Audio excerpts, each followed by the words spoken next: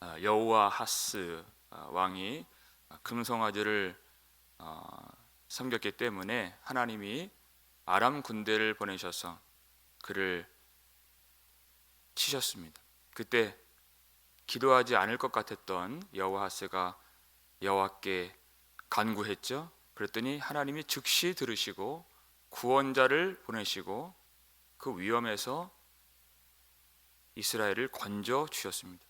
근데 문제는 평안을 얻은 후에 다시 금송아지를 섬기고 다시 아세라 목상을 섬겼습니다.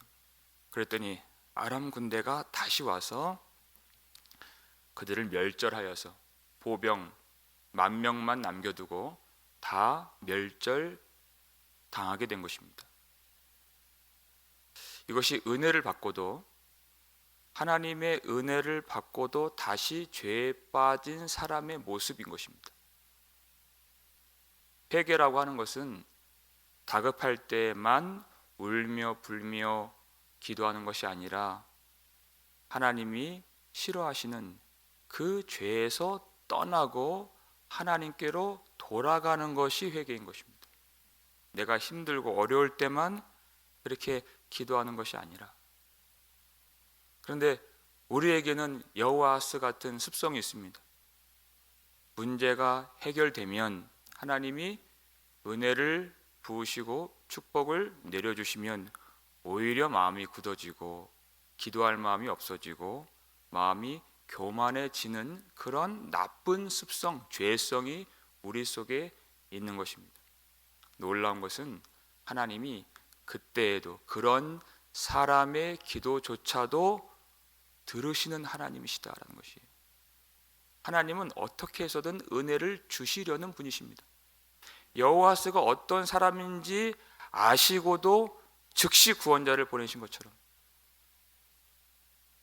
그렇게 하나님의 선하심과 하나님의 은혜 베푸심을 깨닫도록, 그래서 하나님께 돌아오도록 어떻게 해서든 하나님은 선하게 역사하시고 은혜를 주시려는 자비의 하나님이시다라는 것입니다. 그의 아들 요아스에 대한 기사인 것입니다. 오늘 말씀 11절 함께 읽겠습니다.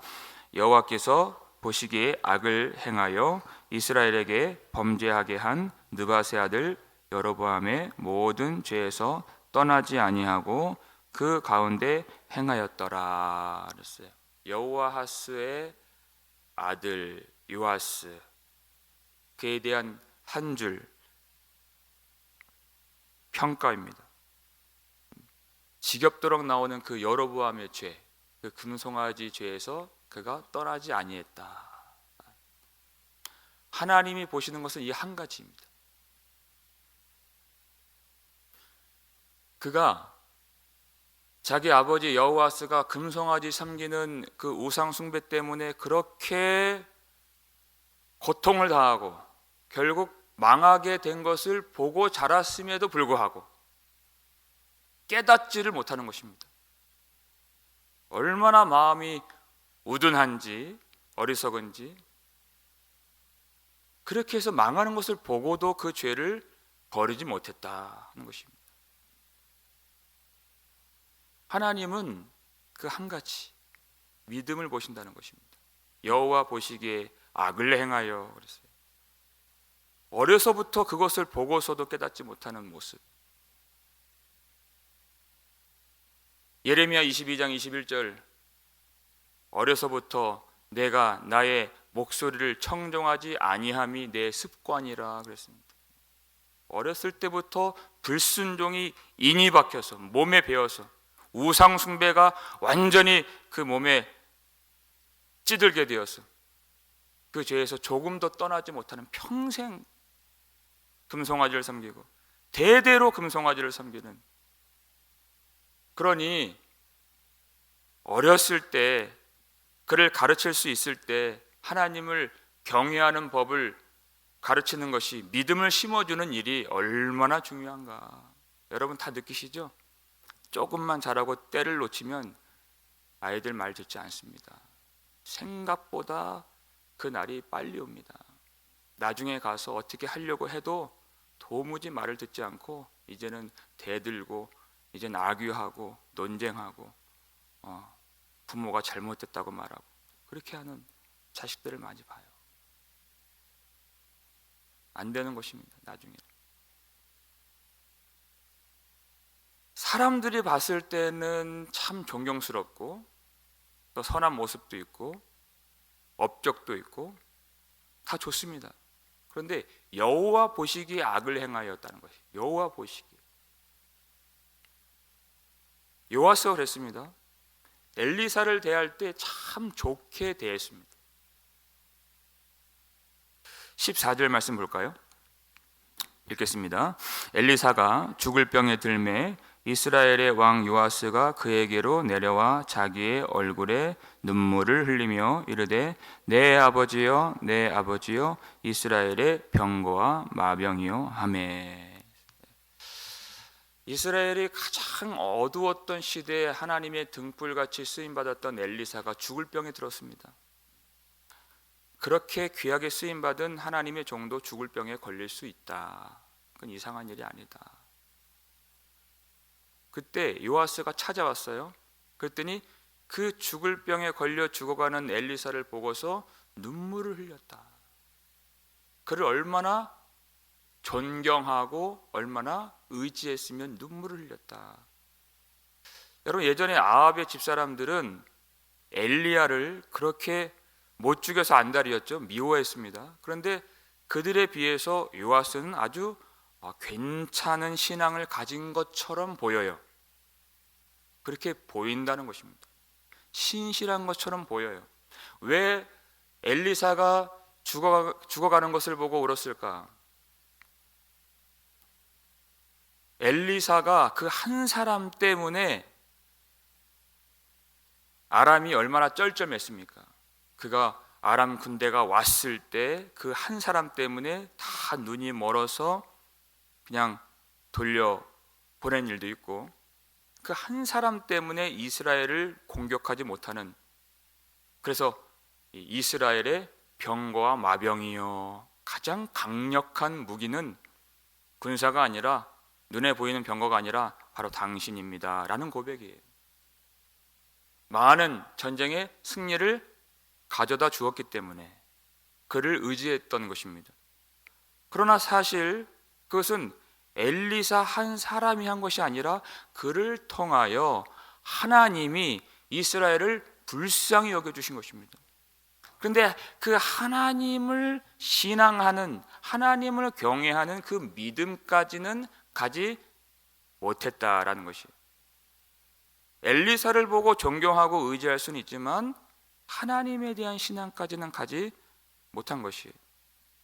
그 모습이 겉으로 봤을 때는 얼마나 신실해 보입니까? 그러나 겉으로 봤을 때는 믿음 좋아 보이지만 그 내용을 들여다보면 엘리사가 이제 죽은 다음에는 어찌할 수 없는, 전쟁에서 이길 방법이 없는 그 두려움 때문에, 자기 연민 때문에 운 것입니다.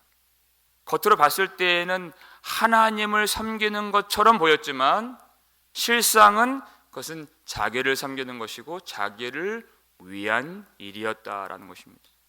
그럼에도 불구하고 엘리사는 그런 믿음 없는 요아스에게 하나님의 은혜를 알도록 해주기를 원했다라는 것입니다.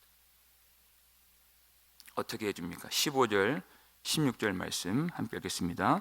엘리사가 그에게 이르되 활과 화살들을 가져오소서 하는지라. 활과 화살들을 그에게 가져오매 또 이스라엘 왕에게 이르되 왕의 손으로 활을 잡으소서 하매 그가 손으로 잡으니 엘리사가 자기 손을 왕의 손 위에 얹고. 엘리사가 왕에게 활과 화살들을 가져오셔서 그랬더니 그는 엘리사를 존경하기 때문에 그대로 순종합니다. 그에게 그대로 가져옵니다. 그리고 잡으소서 하며 그가 손으로 잡으니 그대로 순종하죠. 시키는 대로. 이 순종함이 그 사람 권위를 인정한다는 뜻이에요. 순종할 때에 하나님의 영광과 하나님의 하시는 일들을 볼 수 있다, 그 뜻인 것입니다. 그러면서 엘리사가 자기 손을 왕의 손 위에 얹고 이렇게 되어 있어요. 옛날 성경 보니까 왕의 손에 안찰하고라고 되어 있어요. 열왕기 4장 보니까 엘리사가 수넴 여인의 죽은 아들 위에 손을 얹어요. 안찰을 해요. 그랬더니 그 죽은 아들이 살아나죠. 그 살이 따뜻하게 되었어요. 살아났어요. 엘리사 자신에게 부어진 하나님의 능력이 안찰을 통해서 손을 얹는 그 일을 통해서 그에게 전달되는 것이에요. 사람과 사람의 일이 아니라 엘리사를 통해서 하나님이 그를 만져주시는 일이 안찰이다라는 것이에요. 하나님이 그를 불쌍히 여겨주고 계신다는 뜻이에요. 그 믿음이 없는 아버지를 따라서 계속해서 평생 한 일이 있다면 16년간 왕으로 통치할 때 기억나는 일이 있다면 금송아지밖에 섬긴 것이 없는 그를 하나님이 불쌍히 여겨주신다. 믿음을 주시려고. 그러면서 무엇을 명령합니까? 17절 말씀 읽겠습니다. 이르되 동쪽 창을 여소서 하여 곧 열매. 엘리사가 이르되 쏘소서 하는지라. 곧 쏘매. 엘리사가 이르되 이는 여호와를 위한 구원의 화살 곧 아람에 대한 구원의 화살이니 왕이 아람 사람을 멸절하도록 아벡에서 치리이다 하니라. 아멘. 동쪽 창을 여소서, 아람 사람들이 있는 그 방향의 창을 열라는 것입니다. 대적들이 있는 창이에요. 그리고 활을 쏘소서 그랬어요. 쏘매 그랬어요. 그대로 순종을 해요. 그리고 이 화살이 어떤 의미를 갖고 있는지 그것을 가르쳐 주죠. 이는 여호와를 위한 구원의 화살, 아람에 대한 구원의 화살이니. 이것은 구원의 화살입니다. 여호와를 위한 구원의 화살입니다. 여호와 하나님이 당신의 영광을 위하여 아람에 사로잡혀 있는 이스라엘 백성들을 건져내 주시는 하나님이 행하시는 구원의 화살, 승리의 화살인 것입니다. 그 의미를 설명해 주는 것이에요. 지금 북이스라엘은 여호와 하실 때 진멸을 당해서 보병 10,000명밖에 안 남았습니다. 한 나라가 10,000명의 군사밖에 없다? 그것은 없는 것이나 다름없는 그런 숫자인 것입니다. 이제 병거도 없고 말도 없고 군사도 없는 이스라엘 백성들, 무엇으로 이기겠습니까? 그러나 두려워하지 말라는 것입니다. 처음부터 애초에 전쟁은 여호와께 속한 것이지 많은 수에 속한 것이 아니기 때문에 여호와께서 그들의 방패가 되어주시고 여호와께서 그들의 성벽이 되어주시고 여호와께서 그들의 불말과 불병거가 되어주시기 때문에 걱정하지 말라는 것입니다. 구원은 하나님께 있는 것입니다. 하나님이 우리의 구원자가 되십니다. 하나님이 이스라엘 백성들을 위해서 구원의 일을 행하실 것입니다 하는 약속의 말씀을 주고 있는 것이에요. 여러분, 이 약속의 말씀이 누구에게 주어지나요? 평생 금송아지 섬긴 잘한 것이 하나도 없는 그런 자에게 이 놀라운 구원의 약속이 선포가 되는 것입니다. 그가 뭔가를 좀 잘해서 선해서 훌륭해서 기특해서 주어진 말씀, 약속, 언약이 아닌 것입니다. 우리는 어떻습니까? 하나님이 왜 우리에게 이렇게 큰 은혜와 큰 축복을 주시죠? 로마서 5장 8절 말씀 보니까 우리가 아직 죄인 되었을 때 그리스도께서 우리를 위하여 죽으심으로 하나님께서 우리에 대한 자기 사랑을 확증하셨느니라. 우리가 아직 죄인 되었을 때인 것입니다. 잘한 것이 전혀 없을 때 예수 십자가를 통해서 하나님이 우리를 얼마나 사랑하시는지 먼저 보여주시고, 그 어떤 조건이나 행위나 선함이 아니라 무조건적인 사랑을 보여주신 하나님, 그것이 하나님의 은혜인 것입니다. 하나님이 어떤 분이신지를 깨닫게 해주시려고, 그 죄에서 우리를 건져내 주시려고, 단지 문제 해결이 아니라, 전쟁이 없어지는 것이 아니라 하나님을 알고 하나님께로 돌이키고 하나님을 사랑하는 데까지 이르게 하시려고 먼저 그 사랑을 베풀어 주신 하나님, 사랑이신 하나님. 그리고 또 마지막으로 명령을 해요. 18절 보니까요, 이르되 화살들을 집으소서. 곧 집음에 엘리사가 또 이스라엘 왕에게 이르되 땅을 치소서 하는지라. 이에 3번 치고 그친지라. 땅을 치라고 했어요, 그 화살을 가지고. 그런데 3번만 치고 그쳤다 그랬어요. 그랬더니 엘리사가 노를 바라죠. 우리 마지막 19절 말씀 함께 읽겠습니다. 하나님의 사람이 노하여 이르되 왕이 6번을 칠 것이니이다. 그리하였더면 왕이 아람을 진멸하기까지 쳤으리이다. 그런즉 이제는 왕이 아람을 3번만 치리이다 하니라. 아멘. 그걸 가지고 땅을 치소서 그랬어요. 그랬더니 3번만 치고 그쳤다.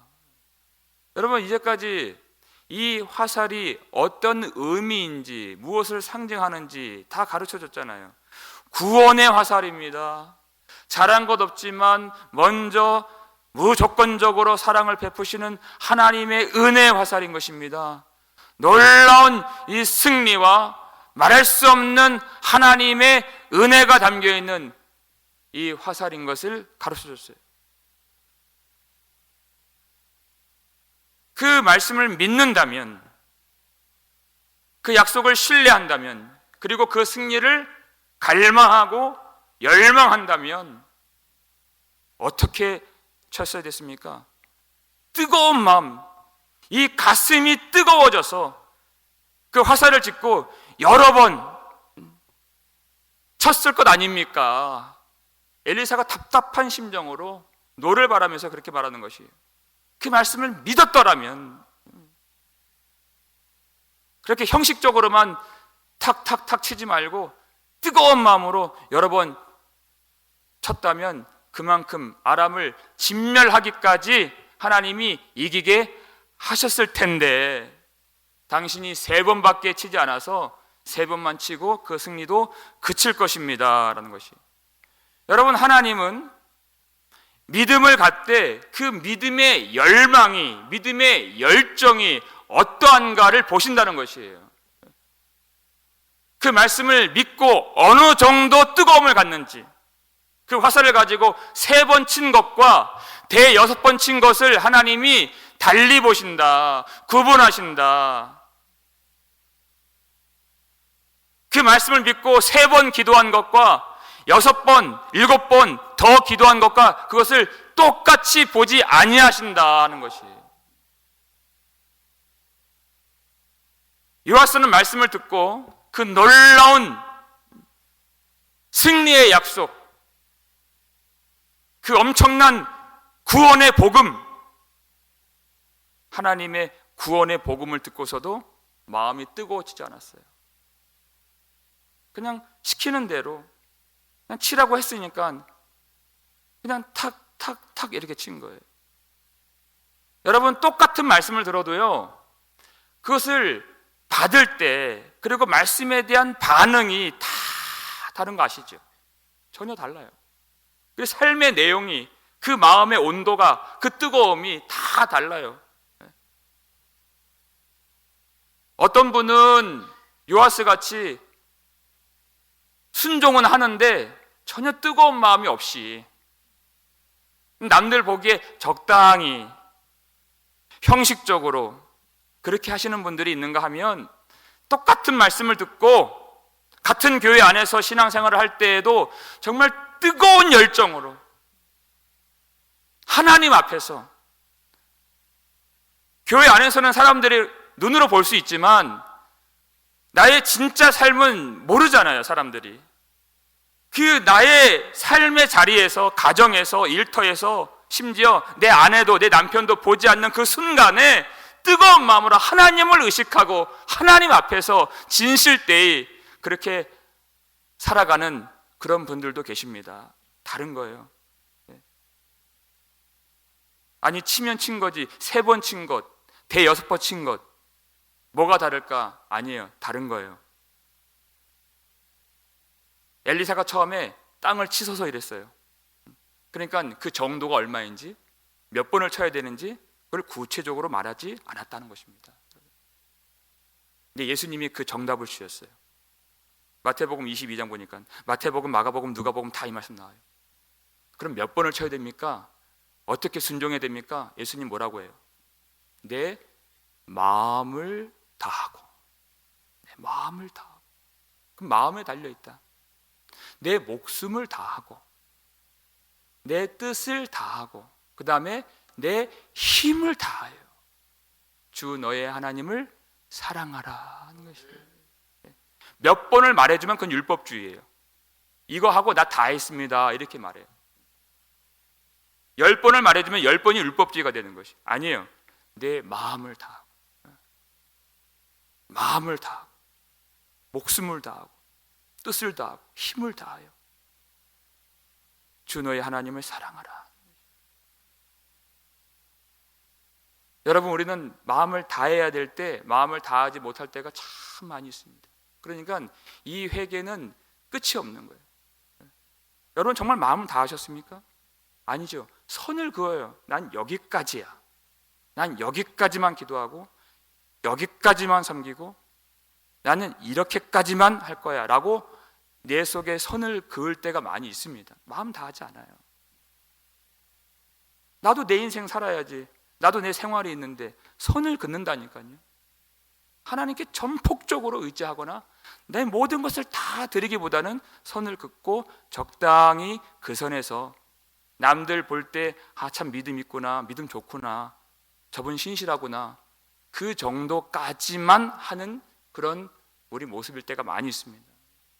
마음 다하지 않아요.